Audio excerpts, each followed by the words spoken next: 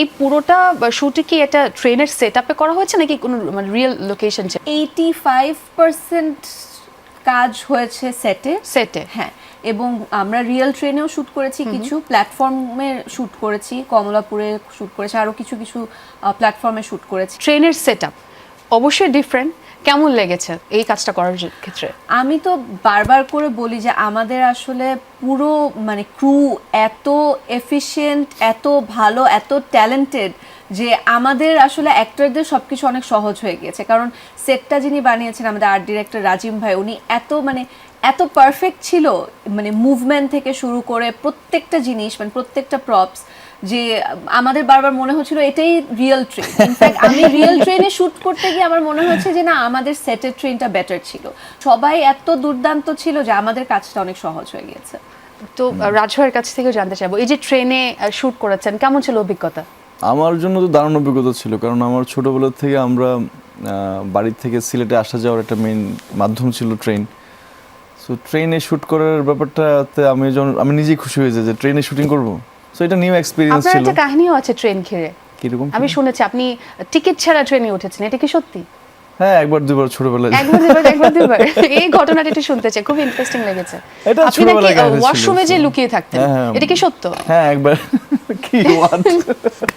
এটা মজার একটা কাহিনী। হ্যাঁ, আমরা শুনতে চাই পুরো ঘটনাটা শুনতে চাই। সো এরকম হয়েছে একবার দুবার। সো তখন রাজ কি শিক্ষার্থী ছিলেন কিনা? হ্যাঁ, স্টুডেন্ট ছিলাম। স্টুডেন্ট লাইফে। আজ কোথায় যাচ্ছিলেন তখন? আমি ব্রাউনবাড়িয়া থেকে সিলেট যাচ্ছিলাম। সো হ্যাঁ, একবার দুবার এরকম করা হয়েছে। তখন হচ্ছে গিয়ে ওয়াশরুমে লুকিয়ে পড়েছিলেন। হ্যাঁ, রাইট। টিকিট ছিল না। সবাইকে রিকোয়েস্ট করব আপনারা করবেন না প্লিজ।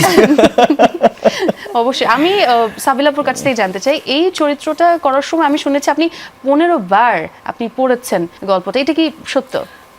আই থিঙ্ক আরো বেশি হবে, কারণ প্রথমে যখন দিয়েছে, মানে এর আগে তো ডেফিনেটলি পড়া হয়েছে, বাট তখন তো আসলে মানে আমি অ্যাজ আ রিডার পড়েছি। তো আমাকে যখন বলেছে যে চিত্রা ক্যারেক্টারটার জন্য, প্রথমে আমি বেশ কিছুবার জাস্ট গল্পের জন্য পড়েছি, তারপরে নিজের ক্যারেক্টারটা আয়ত্ত করার জন্য। হ্যাঁ, কি আছে মানে আমাদের গল্পের মধ্যে হুমায়ুন আহমেদ স্যার এত সুন্দর করে চিত্রা ক্যারেক্টারটা লিখেছেন যে ওখানে আসলে অনেক ইন্টারেস্টিং ব্যাপার ছিল। সো অনেক নিজে পারফর্ম করে নিজেই মুগ্ধ। কি অদ্ভুত। সরি না, আমার মনে হয় যে যারা সিনেমাটা দেখছে বা দেখবে বা এখনো প্ল্যান করে না, আমার মনে হয় চিত্রাকে দেখে আসলেই সবাই মুগ্ধ হবে। খুবই সাবলীল, একদমই না। সবাই রাজ ভাইয়ের কথা বলছিল, কারণ ওনার যে লুকটা ছিল প্রচুর ডিফারেন্ট ছিল, রাফ এন্ড টাফ থেকে একদম ভিন্ন মানে একটা আমরা ওনাকে পরানে দেখেছি একরকম, হ্যাঁ। আমরা ওনাকে দামালে দেখেছি একরকম, মানে এর আগে দেয়ালের দেশে দেখেছি একরকম, কিন্তু এবার একদমই ডিফারেন্ট একটা লুকে দেখেছি। সো আই এম শিওর যে মেয়েরা তো নিশ্চয়ই ক্রাশ খেয়ে ওনার উপর পাগল হয়ে যাচ্ছে। সেই কথাটা শুনবো। ভাই, আপনার কাছে প্রশ্ন, আপনি এই যে আমি বলছিলাম সাবিলাপুর সাথে আমি একমত, হঠাৎ করে এই যে একটা শান্ত একটা ক্যারেক্টার, এই ক্যারেক্টারটা কেন বেছে নিলেন? এটা আমি বেছে নিইনি, এটা হচ্ছে সম্পূর্ণ ক্রেডিট হচ্ছে তানিম নূরের। উনি আসলে আমাকে যেদিন প্রথম বলেন, আমি তো ভয় পেয়ে গেছি, কিরকম এরকম করে তোমাকে দেখতে চাই, এরকম করে আসলে কি আমাকে ভালো লাগবে, মানে আমি এটা পারবো আসলে করতে। সো হ্যাঁ, উনি আমাকে কনভিন্স করছে যে না, এটা খুব দারুণ একটা জিনিস হবে, সো ডু দ্যাট। সো আমি আমার এন্ড থেকে আই ট্রাইড হার্ড। এখনো যারা দেখেনি তারা অবশ্যই সিনেমা হলে গিয়ে সিনেমাটা দেখবে।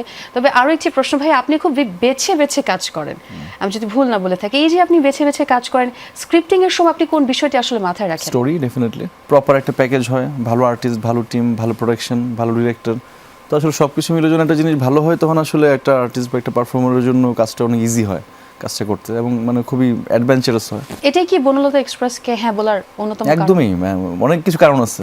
হুমায়ুন আহমেদ মানে একজন, ওনার জন্য করা, দেন তানিম ভাই, স্টোরি, সব কিছু মিলিয়ে আর এত বিউটিফুল আর্টিস্ট, সো ওদের সাথে কাজ করাটা মিস করতে চাইনি মেবি, দ্যাটস হোয়াই।